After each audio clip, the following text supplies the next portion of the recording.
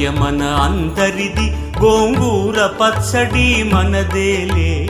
ఆవకాయ మన అందరిది, గోంగూర పచ్చడి మనదేలే.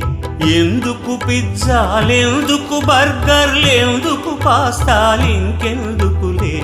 ఎందుకు పిజ్జాలెందుకు బర్గర్లెందుకు పాస్తాలింకెందుకులే. ఆవకాయ మన అందరిది, గోంగూర పచ్చడి మనదేలే.